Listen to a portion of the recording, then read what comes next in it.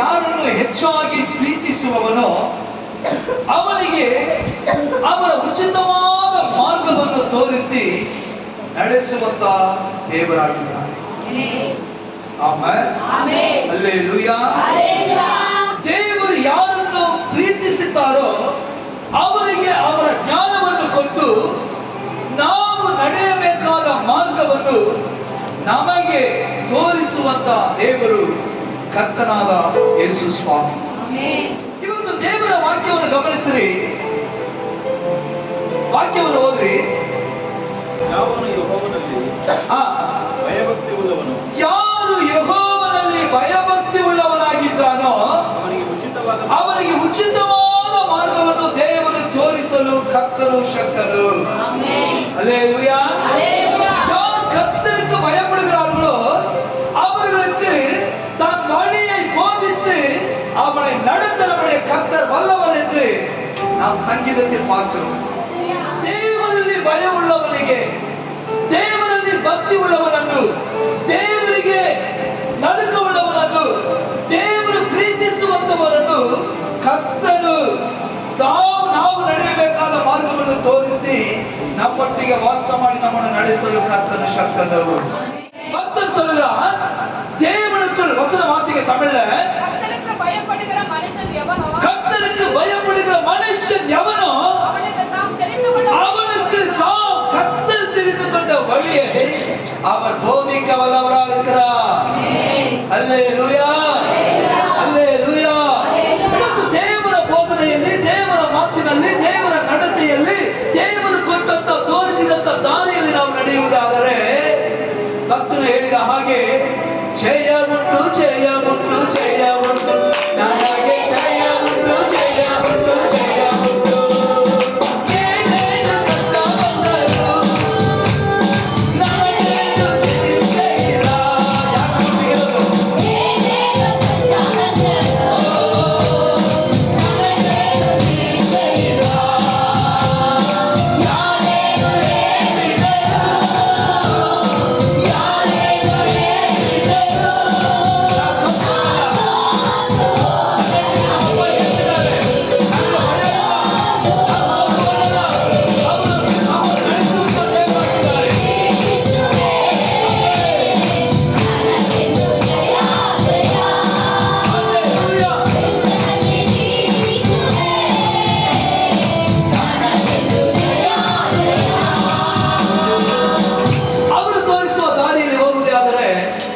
ಜೀವಿತವೆಲ್ಲ ಸರಾಗವಾಗಿ ನಮಗೆ ಜಯವನ್ನು ಉಂಟು ಮಾಡುವವರು ಕರ್ತನಾದ ಯೇಸು ಸ್ವಾಮಿ.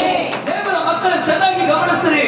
ಸತ್ಯ ವಾಕ್ಯದಲ್ಲಿ, ಸತ್ಯ ವೇದನೆ ನಾವು ನೋಡುವಾಗ 1 ಸಾಮುವೇಲ 30ನೇ ಅಧ್ಯಾಯದಲ್ಲಿ ಒಂದು ಸಂಭವ ನಡೆಯುತ್ತದೆ.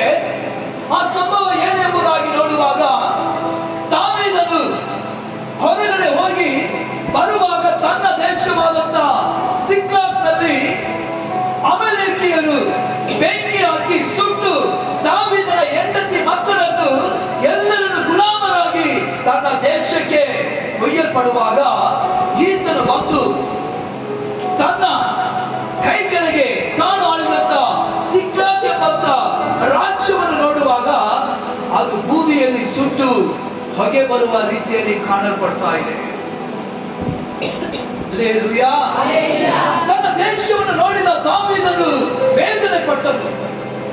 ಒಂದು ಕಡೆ ತನ್ನ ಹೆಂಡತಿ ಇಲ್ಲ, ತನ್ನ ಮಕ್ಕಳಿಲ್ಲ, ಒಂದು ಕಡೆ ತನ್ನ ದೇಶದ ಜನರಿಲ್ಲ, ಎಲ್ಲರನ್ನು ಅಮಲೇಕಿಯರು ಬಂದು ಯುದ್ಧ ಮಾಡಿ ಅವರನ್ನು ಗುಲಾಮರಾಗಿ ಮಾಡಿಕೊಂಡು ತನ್ನ ದೇಶಕ್ಕೆ ಕರೆದುಕೊಂಡು ಹೋಗಿ ಸೆರೆಮನೆಯಲ್ಲಿಟ್ಟಿದ್ದಾರೆ.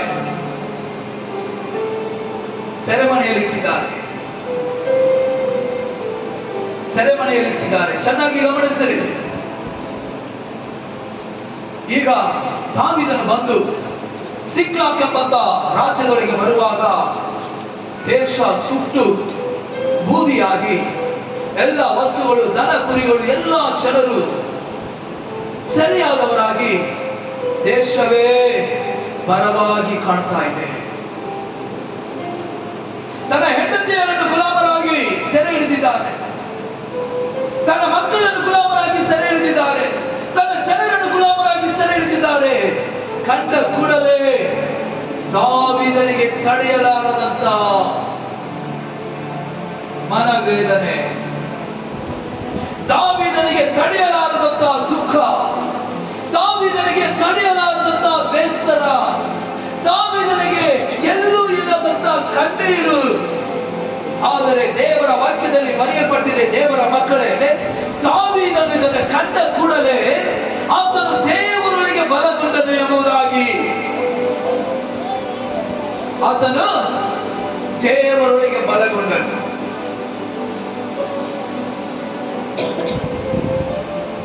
ದೇವರ ದಾರಿಯನ್ನು ಅರಿದಿರುವ ನಾವು, ದೇವರು ಬೋಧಿಸುವಂತಹ ಬೋಧನೆಯನ್ನು ಕೇಳದಿರುವ ನಾವು, ಯಾವುದೋ ಒಂದು ಚಿಕ್ಕ ವಿಷಯವಾದರೂ, ಚಿಕ್ಕ ಕಾರ್ಯವಾದರೂ, ಚಿಕ್ಕ ಚಿಂತೆಯಾದರೂ, ಚಿಕ್ಕ ಕಳವಳವಾದರೂ ನಾವು ಹತ್ತು ಕಣ್ಣೀರಿಟ್ಟು ಈ ಲೋಕದಲ್ಲಿ ಇದಕ್ಕಿಂತ ದೊಡ್ಡದು ಯಾವುದೂ ಇಲ್ಲ ಎಂಬುದಾಗಿ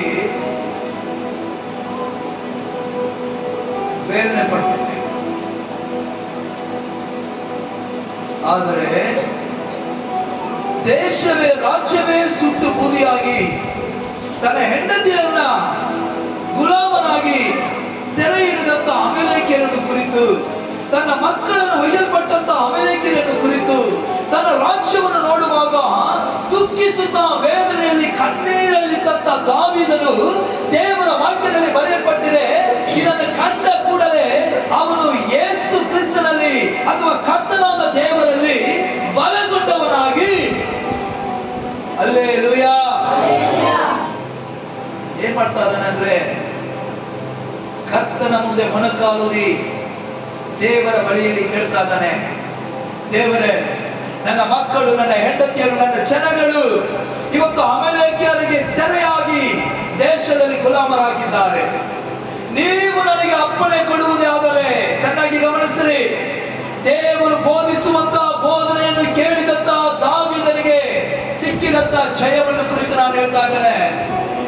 ದೇವರ ಸಮ್ಮುಖದಲ್ಲಿ ಅವನು ಕೇಳಿದಂತ ಮಾತು ಏನು ಗೊತ್ತಾ?